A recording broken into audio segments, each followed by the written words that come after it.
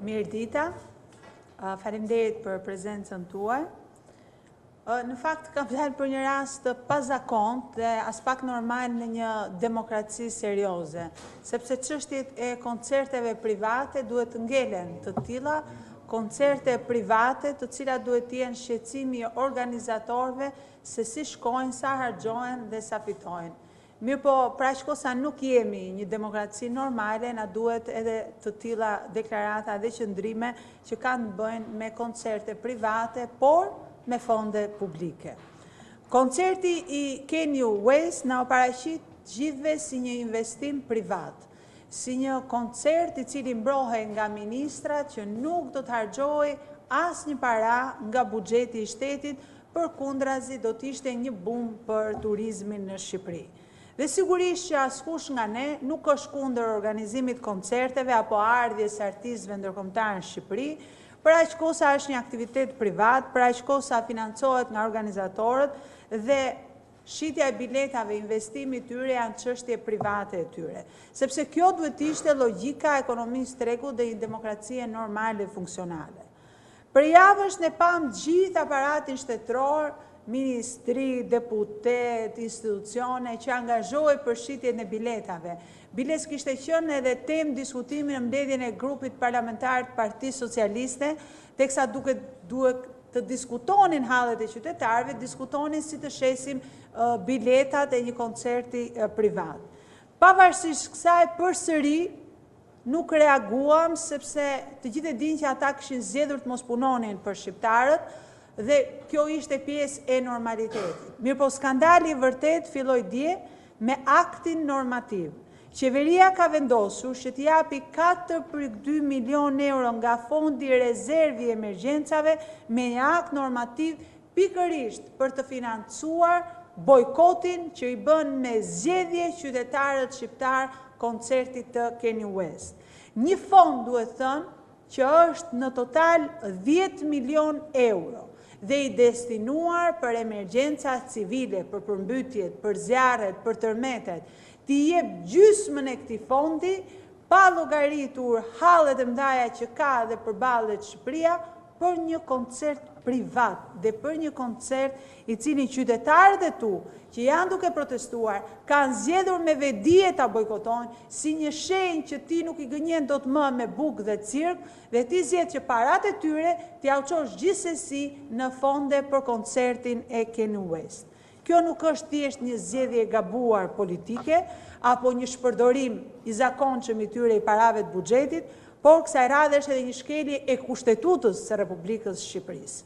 Sepse bie ndesh me qëllimin dhe arsyen që është ngritur neni 101 i Kushtetutës dhe atë që parashikon neni 101 i Kushtetutës, i cili lejon nxjerrjen e akteve normative vetëm në rast nevoje dhe urgjence. Emergjencat për cilat ekziston ky fond janë, siç tham, tërmetet, përmbytjet, zjarret, fatkeqësitë që rrezikojnë jetën, pronën, sigurinë e qytetarëve, dhe jo financimi një koncerti që nuk shet dot biletat. Cila është urgjenca në këtë rast? Cila është nevoja në këtë rast?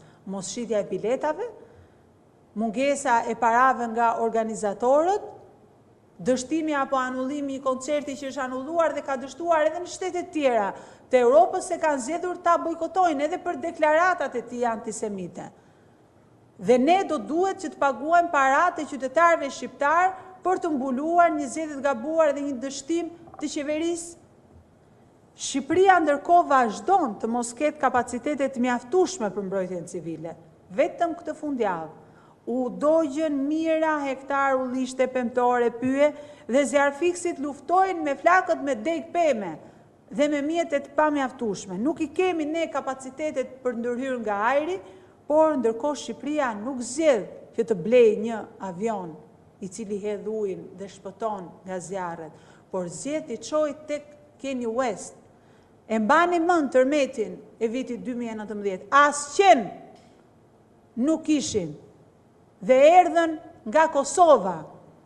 Ndërkohë nuk zgjedhin të investojnë në rritje të kapaciteteve për emergjenca civile, por përsëri zgjedhin të çojnë tek një koncert pa asnjë vlerë reale për qytetarët shqiptar.